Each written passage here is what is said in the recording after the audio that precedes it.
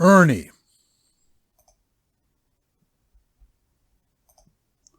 Ernie's dad kept a lifelong diary. He started it when he was a kid, 11 or 12 years old, and would brag that the only time he missed a day was on a trip to Yugoslavia when he went to a soccer game and then out drinking with some locals, and he woke up in another town and didn't know up from down. The diaries were the cheap appointment-type books that people pick up at the end of the year. Each day had a designated amount of space, and it wasn't a lot, but Ernie's dad kept it simple. 1 or 2 highlights, such as who he might have run into on his walk, or who he talked to on the phone, and if anything interesting was mentioned. Sometimes he'd include a baseball score if the game was exciting, and he'd name the winning and losing pitchers. Occasionally there were random notes for the novel he was going to write. That was the whole point of the continuous diary he enjoyed telling people, that you look back through it and your off-the-cuff ideas had germinated. Ernie wasn't aware of any novel ever getting off the ground, but his dad did talk about qualifying into the big book of alternate records that you never knew, since who else kept a daily diary for a half-century? Ernie figured if you got in the big book of alternate records, you'd be more famous than if you actually wrote a novel. And his dad hired a consultant at one point, but nothing happened. One other thing Ernie's dad included in his diary entries were his female conquests, the names of the women he bedded down, and enough of the specifics that you got the idea. There were the women before his mom and the women after, and his dad's pace didn't change much. Ernie knew all this because he read a whole bunch of the diaries when he was 17, which confirmed what he'd suspected for a while. He'd gotten his driver's license and he had his own set of keys to his dad's car, but sometimes he'd end up with his dad's set, which had a small extra key on it. So Ernie made a copy of that key, and from then on would sneak into his dad's attic study and open up the bottom drawer of the gray, heavy-duty industrial desk and read what his dad had to say. Ernie supposed his dad would be considered a handsome man, though not that handsome, and his mom was more ordinary-looking, but not that ordinary. Either way, it was shocking how successful his dad had been at fornicating with other women, unless he was making it up, but Ernie was pretty dang convinced he wasn't. There was even the woman up the block. She and her family moved away years ago, but man, her? She was sure nice those times a ball went in her yard and Ernie and his friends had to ring the bell to retrieve it. And generous with the Halloween candy. Good spirit, big smile. Also in the mix was a vivid reference to one of Ernie's elementary school teachers. Not a main one, but a woman who came in part-time and taught French. He put it together that his dad was on the school board for a couple years, so that must have been the groundwork. When Ernie poured through those diaries at 17 years old, he thought about 2 things. 1, he wanted to kill his dad. 2, he wondered should he tell his mom.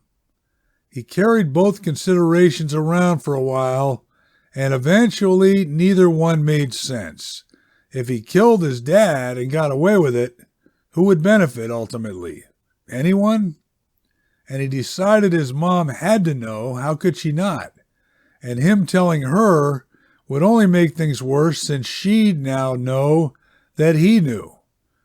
Ernie told his friend Joe, and Joe didn't have a big problem with it, since his parents were divorced and he likely would have taken a bad dad who was at least living with them, which Ernie hadn't thought of.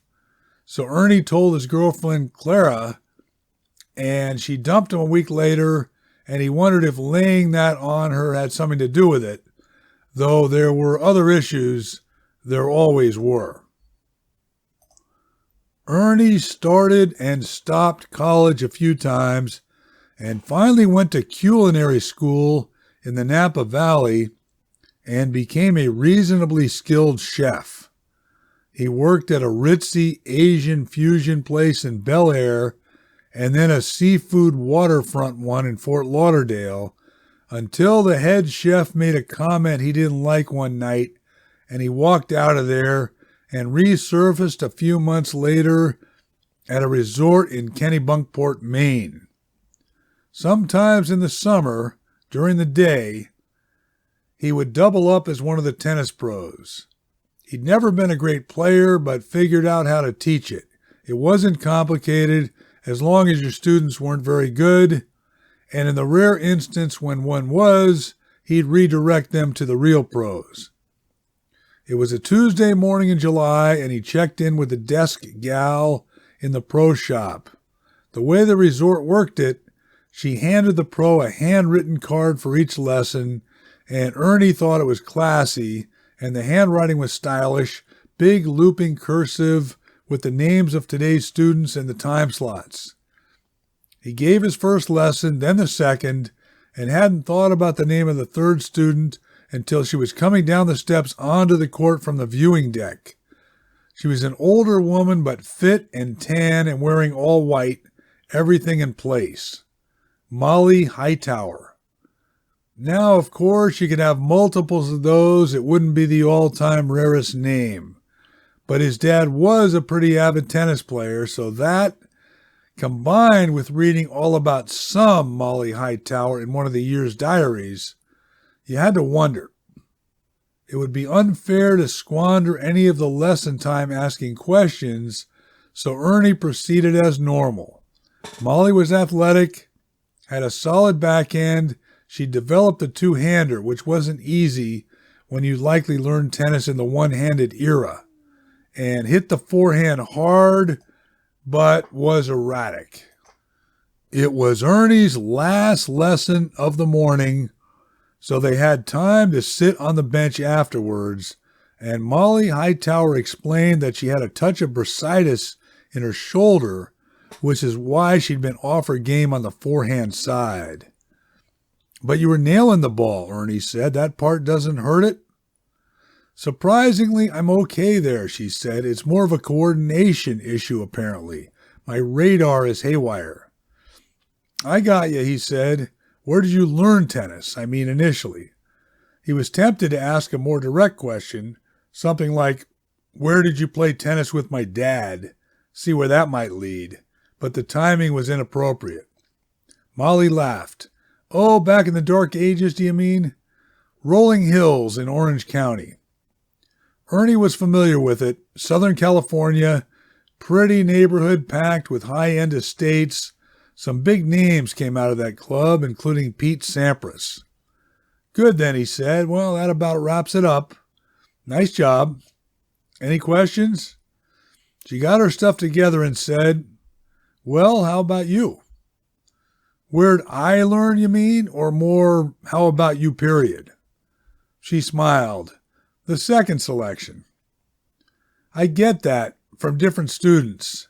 For some reason, they want to know the backstory, like what circuitous route landed me here, which shouldn't be all that interesting, since I mostly stand still and feed balls out of a basket and sometimes ask the student if they ever knew my dad. It was still inappropriate, but it popped out, and there you had it. Molly took a moment. You couldn't tell for sure if she was reacting, putting it together, or if that was her normal pace. She said, you have freedom, always something to envy, and she headed back up the steps to the clubhouse. The resort hosted a Wednesday night social event, and Ernie started off in the kitchen and then manned the carving table at the buffet. Molly and her husband came through and she introduced Ernie to Jack. Very polite fellow, and eventually there was dancing to a three-piece band, the musicians wearing white tuxedos. Ernie was on a break, smoking a cigarette outside, and Molly found him and she said, "They dimmed the lights when the music started.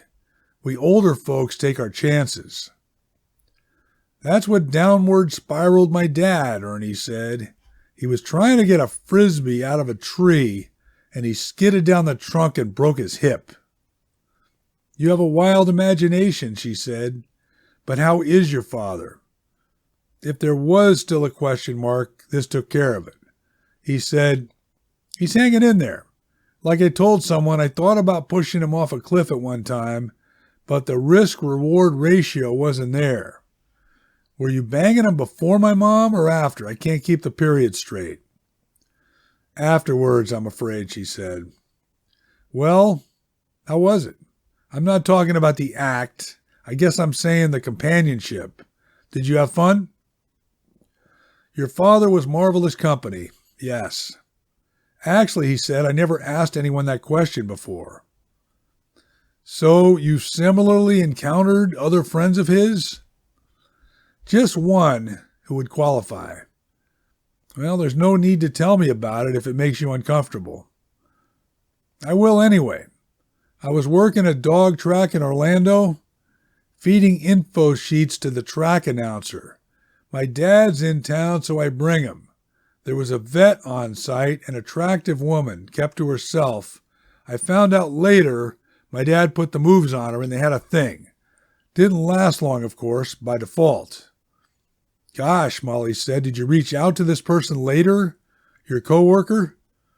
"Confront her? That's what I'm trying to tell you. No. But you did so with me." Ernie said, "What were you looking for when you screwed my dad?" "You asked the difficult questions. Would love in all the wrong places work?" "Not sure. Did you fool around elsewhere beyond it?" "I did." "And any right places turn up?" "Jack is a wonderful man," she said. "It will be 23 years in November." "You didn't quite answer my question there. You know that, right?" The band started playing the old Five Satins tune, "In the Still of the Night." The song was out of the 1950s, but Ernie knew a lot of those. He was in a rock band in high school, and they figured out if they learned oldies, they could get paying gigs. Everything was wrong with it, but he slid his arm around her waist, and she was okay, and her hand was on his shoulder, and he pulled her in just a bit, and they moved to the music. And you could hear dogs barking in the distance, and Ernie thought he heard a train, but there wouldn't be one around here. It was something else.